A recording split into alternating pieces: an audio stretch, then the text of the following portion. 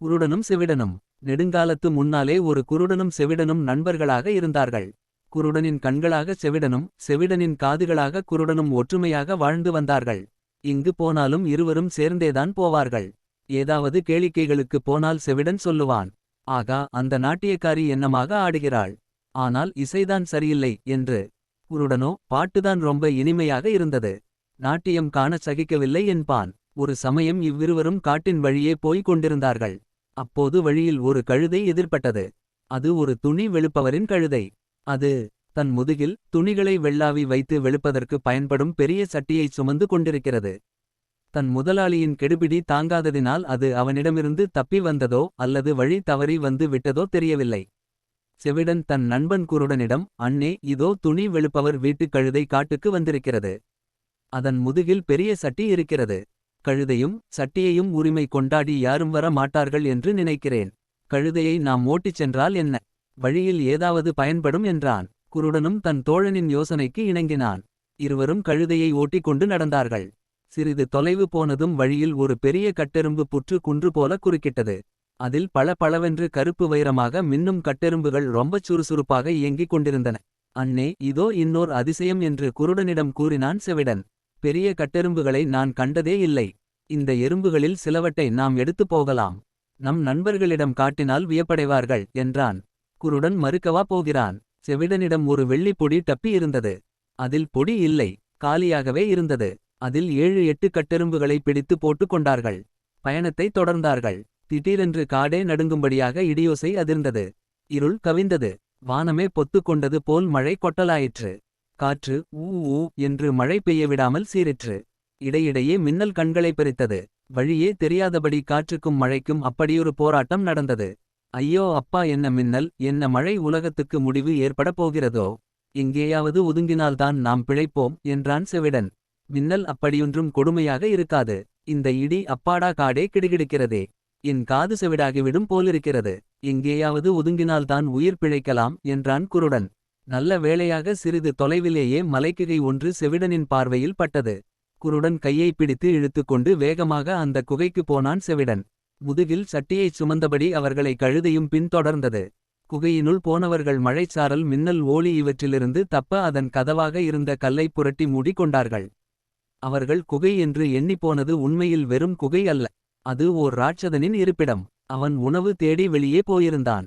பேய் காற்றும் மழையும் அந்த ராட்சதனையும் விரைவில் வீட்டுக்கு திரும்பச் செய்தன. ஆனால் வீட்டுக்கு வந்த அவனுக்கு வியப்புத்தான் காத்திருந்தது. குகையின் வாயில் அழுத்தி மூடப்பட்டிருந்தது. உள்ளே யாரோ நடமாடும் ஓசையும் கேட்டது. யாரோ மனிதர்கள் உள்ளே புகுந்திருக்கிறார்கள். நமக்கு இன்று நல்ல வேட்டைதான் என்று நாக்கை சப்பு கொட்டிக் கொண்டான் ராட்சதன். பிறகு இடியையும் மிஞ்சும் குரலால், யார் உள்ளே? உடனே கதவை திறவுங்கள். என் வீட்டுக்குள் புகுந்து கொண்டு என்னை வெளியே நிற்க வைத்திருக்கும் மனித பூச்சிகளா, திறவுங்கள் குகை கதவை என்று கத்தினான். காலாலும் கைகளாலும் அப்பெரும் பாறையை படபட வென்று உதைத்து உலுக்கினான். குகைச்சுவரில் இருந்த ஒரு சிறிய விரிசல் வழியா வெளியே பார்த்த செவிடனுக்கு உடல் வெடவெடவென்று நடுங்கியது. ராட்சதனை அவன் இதற்கு முன்னால் பார்த்ததே இல்லை. குரலை அவனால் கேட்க முடியாவிட்டாலும் உருவம் குலை நடுங்க வைத்தது. ஆனால் குருடன் பயப்படவில்லை. ராட்சதனுக்கு பதில் கொடுத்தான் குருடன். யாரப்பா அது, இந்த அகால வேளையில் இப்படி கூச்சல் போடும்படி அப்படி என்ன நடந்து விட்டது என்று கேட்டான். என்னையா யாரென்று கேட்கிறாய்? நான் தான் ராட்சதன். இது என்னுடைய வீடு. உடனே கதவை திற, இல்லாவிட்டால் உங்கள் உடலில் உள்ள எலும்புகளையெல்லாம் நொறுக்கி விடுவேன் என்று கத்தினான். சுவர் இடுக்கு வழியாக ராட்சதனை பார்த்து கொண்டிருந்த செவிடனுக்கு அச்சத்தினால் வியர்வை ஆறாகப் பெருக உடம்பு வெடவெட வென்று நடுங்க, பேச நா எழாமல் நின்று கொண்டிருந்தான். ஆனால் குருடனோ கொஞ்சமும் அச்சமில்லாமல், ஓ நீதான் ராட்சதனா? பலே பலே, நீ ராட்சதனானால் நான் யார் தெரியுமா உனக்கு? பாட்சதனை தெரியுமா உனக்கு? ராட்சதனை விட பொல்லாதவன் என்றான். பாட்சதனா?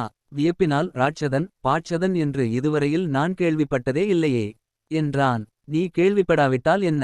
போ போ, எங்கள் தூக்கத்தை கெடுத்துக் கொண்டு இனியும் இப்படி கூச்சல் போடுவாயானால் தொலைத்து விடுவேன். நான் பாட்சதன். ராட்சதனுக்கு அப்பன் தெரிந்து கொள் என்றான் குருடன். பாட்சதன் என் அப்பனா? அடக்கடவுளே, பாட்சதன் என் தகப்பனார். என் அப்பா ஒரு பாட்சதன் என்று எனக்கு தெரியவே தெரியாதே. இப்போது தெரிந்து கொண்டாயல்லவா? போய்விடு, நான் உன் தகப்பனார். ஆணையிடுகிறேன், ஓடிப்போ என்று கத்தினான் குருடன். ராட்சதனுக்கு அச்சமும் குழப்பமும் ஏற்பட்டு விட்டன. இத்தனை துணிச்சலாக தன்னுடன் வாதாடி விரட்டுவதென்றால் அது மனிதர்களாக இருக்க முடியாதென்று தோன்றியது அவனுக்கு. அதே சமயத்தில் முழு நம்பிக்கையும் ஏற்படவில்லை. உள்ளிருப்போர் தன்னை முட்டலாக்க தந்திரம் செய்கிறார்களோ என்று தோன்றியது. ஆகவே அப்பா பாட்சதா நான் போகிறேன். ஆனால் ஓரேயோர் ஆசை, போகும் முன் என் அப்பாவின் முகம் எப்படி இருக்கிறதென்று பார்த்துவிட்டு போகலாமென்று ஆசைப்படுகிறேன். ஆகவே உன் திருமுகத்தை மட்டும் கொஞ்சம் காட்டுகிறாயா என்று வேண்டினான் ராட்சதன். ராட்சதனின் இந்த வேண்டுகோளை கேட்ட குருடனுக்கும் செவிடனுக்கும் முதலில் என்ன செய்வதென்று புரியவில்லை.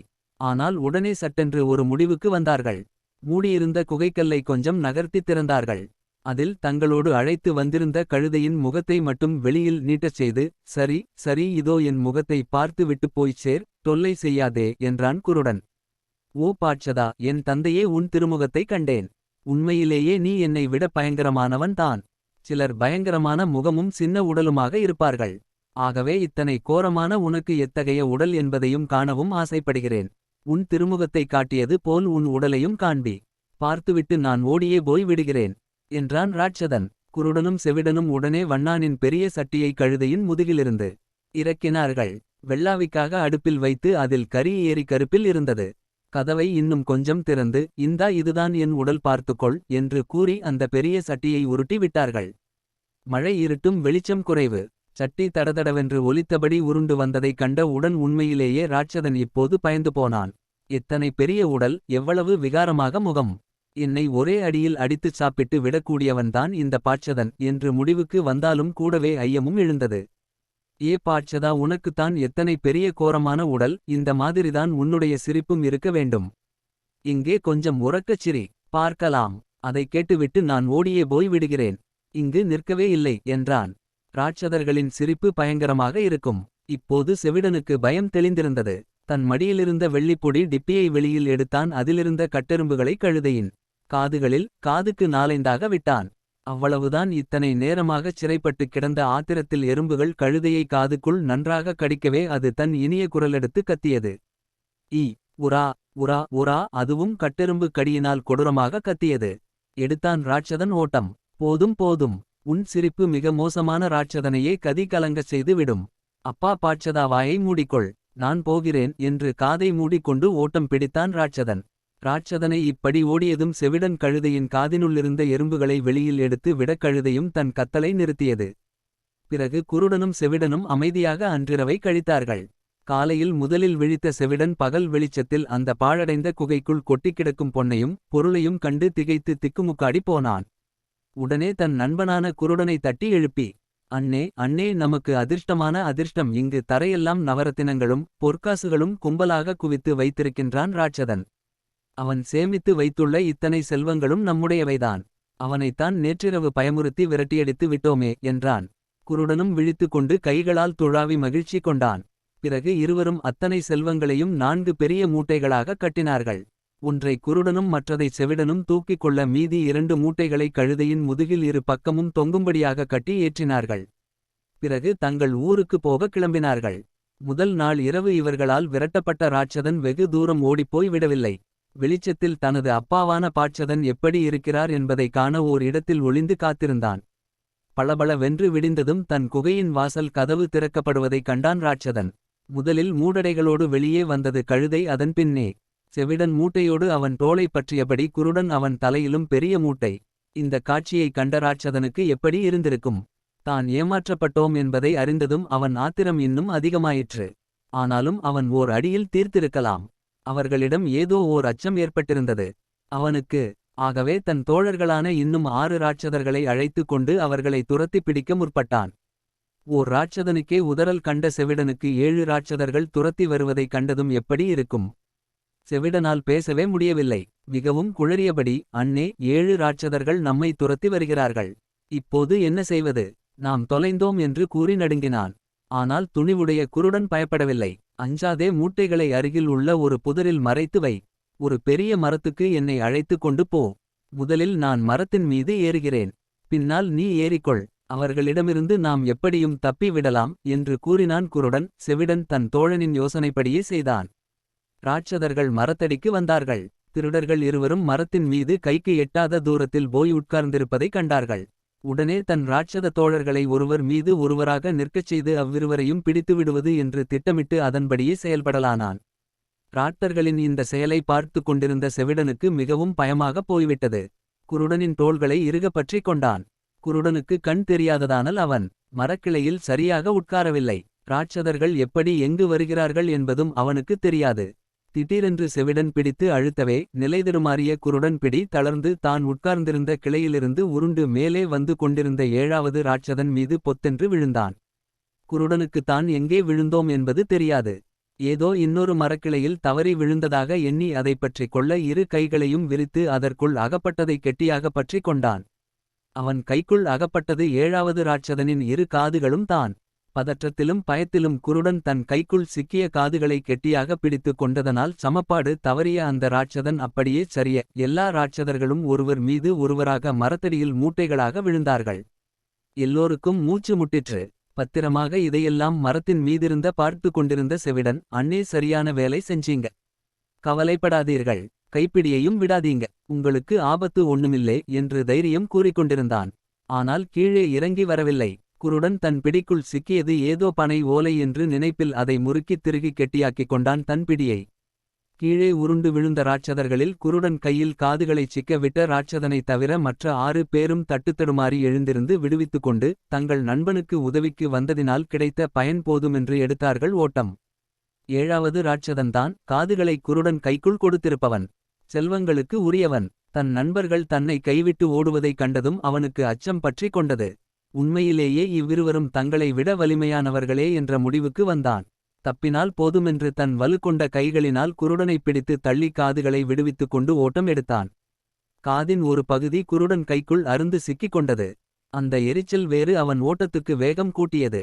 ராட்சதர்கள் எல்லாரும் ஓடியபின் செவிடன் மரத்திலிருந்து கீழே இறங்கி வந்து குருடனை கட்டிக்கொண்டு கூத்தாடினான். சரியான பாடம் கற்பித்தீர்கள் அண்ணே அந்த ராட்சத பயல்களுக்கு. என்னால் கூட இப்படி அவர்களை சமாளித்திருக்க முடியாது. ஆனால் பாருங்க, நான் மரத்திலிருந்து எத்தனை வேகமாக தெரியுமா உங்க உதவிக்கு ஓடி வந்தேன் என்று நடித்தான் செவிடன். அவன் ஓர் அயோக்கியன். காட்டைக் கடந்து கிராமத்துக்குப் போகும் சமயத்தில் செவிடன் சொன்னான், அண்ணே நம்ம இத்தனை செல்வங்களோடு ஊருக்குள் போனால் ஆபத்து. ஊர்க்காரர்கள் நம்மை ஏமாற்றி பிடுங்கிக் கொள்வார்கள். ஆகவே நாம் இதை சமமாக பங்கிட்டுக் கொள்ளுவோம். காட்டில் ஓர் இடத்தில் ஒளித்து வைப்போம். கொஞ்சம் பொருளுடன் ஊருக்குள் போவோம் என்றான். அயோக்கியனான செவிடன் குருடனை ஏமாற்றவே இப்படிச் சொன்னான். குருடனுக்கு இது தெரியாது. நல்ல எண்ணத்துடன் தான் நண்பன் தனக்கு யோசனை கூறுவதாக எண்ணி ஏற்றுக்கொண்டான். செவிடன் தன் மூட்டை கழுதையின் மீதிருந்த 2 மூட்டைகள் ஆக 3 மூட்டை பொருள்களையும் ஒரு புதரில் ஒளித்து வைத்து விட்டு குருடனின் மூட்டையை மட்டும் இருபாகமாக பங்கிட்டான்.